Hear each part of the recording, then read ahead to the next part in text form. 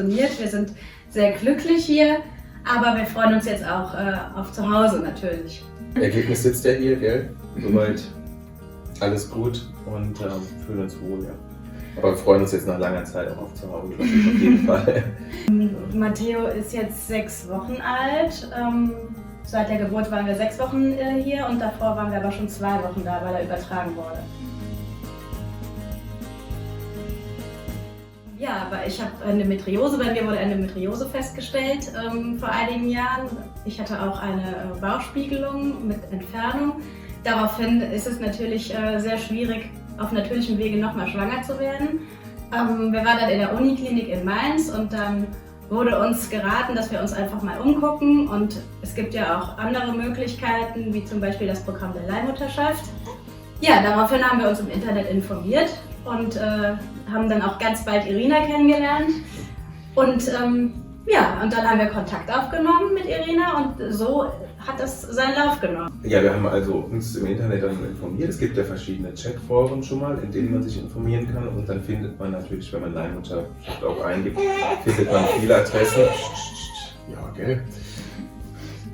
Da findet man Verschiedenes und dann sind wir ja einmal auf den Kontakt mit Vittoria Vita gefunden und fand es direkt auch sympathisch. Unten da war direkt diese kleine Linkfigur mit ihnen, wo man dann direkt in den Chat eingehen konnte. Hatten noch andere Länder gesehen, ich glaube USA und Indien, aber das Schöne an der Ukraine war auch, es ist von Deutschland aus nur gut 2,5 Stunden Flug. Also es geht schnell, ist nicht so weit und es sah auch professionell aus und dann haben wir uns entschieden. Am Anfang, vor der Schwangerschaft, haben wir nur unserer Familie und unseren besten Freunden Bescheid gesagt.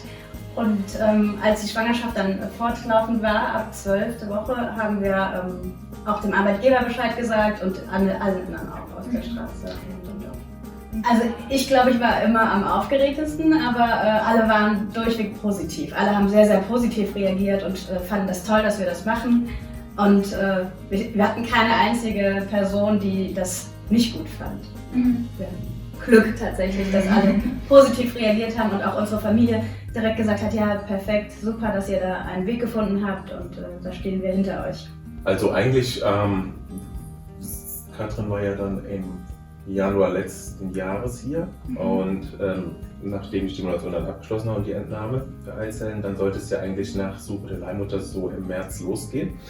Und interessanterweise durch das Coronavirus war ja dann hier auch Lockdown wie in Deutschland und dann mussten wir warten bis Ende Juni.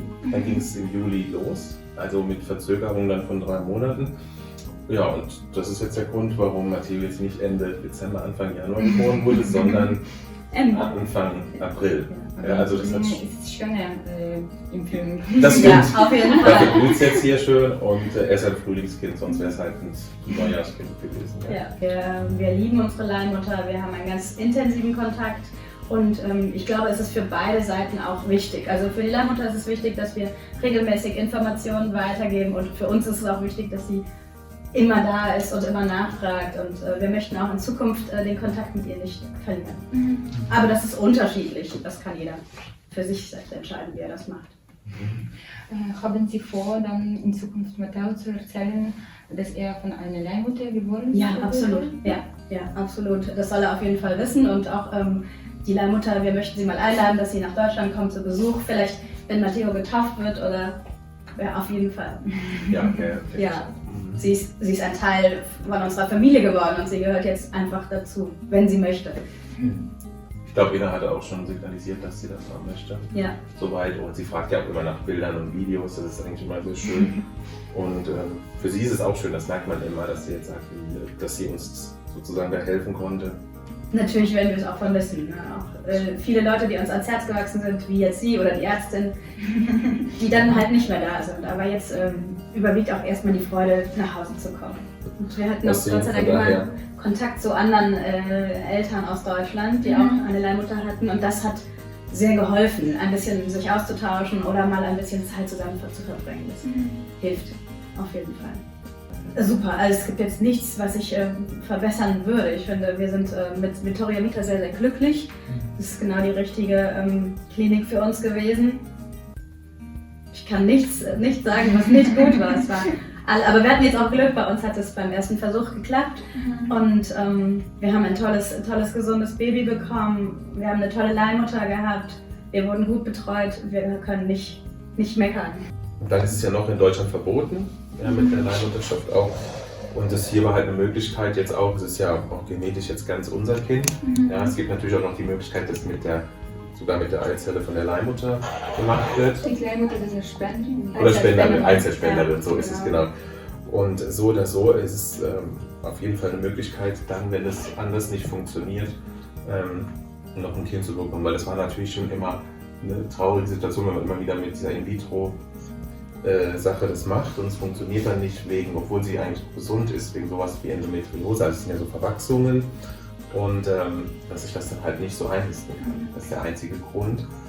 Und für solche Fälle auch, sagen wir mal, dass das ja viele haben oder wo es aus anderen Gründen dann nicht funktioniert nach mehrmaligen In-vitro, ist es auf jeden Fall eine tolle Alternative. Ja. Ja, auf jeden Fall. Wir wollen ganz oft noch hier hinkommen. Irina dann anrufen. Ja, die Irina anrufen und Irina anrufen. Ja, wir wollen vielleicht so einmal oder alle 2 Jahre wollen wir hier hinkommen. Das haben wir auch schon mit anderen Leuten aus Deutschland besprochen, dass wir uns zusammen immer hier treffen. Seid mutig, lasst euch fallen und vertraut. Das hilft. Das ist auf jeden Fall mein Spruch, den ich weitergeben kann, dass man einfach mutig ist und sich verlässt auf Vittoria Vita und dann vertraut, es wird alles gut. Die machen es schon.